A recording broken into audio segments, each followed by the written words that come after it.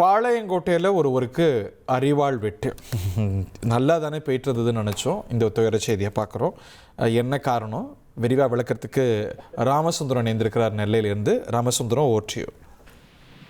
பாளையங்கோட்டை சட்டமன்ற தொகுதிக்குட்பட்ட வாக்குச்சாவடியின் 26, 27 ஆகிய பகுதிகளில் அந்த பூத்தில் உள்ள கடைசி வாக்குப்பதிவு எவ்வளவு என கேட்க சென்ற பாளையங்கோட்டையுடைய இளைஞரணி நிர்வாகி சங்கர் என்பவருக்கு அரிவாள் வெட்டு விழுந்திருக்கிறது.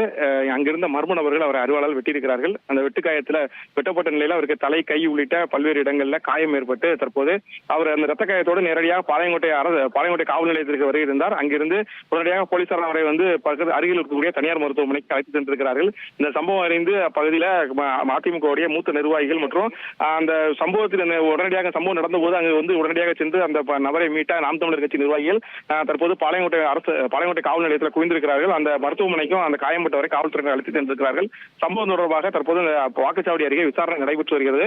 அந்த மர்ம நபர்கள் அங்கு மது இருந்து கொண்டிருந்ததாகவும் அந்த சம்பவத்தின் போதுதான் இந்த அரிவாள் வெட்டு விழுந்ததாகவும் முதற்கட்ட தகவல் கிடைக்கப்பட்டிருக்கிறது. எதற்காக இந்த சம்பவம் நடைபெற்றது என்பது குறித்தான விசாரணை தற்போது தீவிரப்படுத்தப்பட்டிருக்கிறது. இனி செல்லும் இடமெல்லாம் செய்தி. தந்தி டிவியின் வாட்ஸ்அப் சேனலை ஃபாலோ பண்ணினா செல்ல இருக்கும் இடமெல்லாம் செய்தி.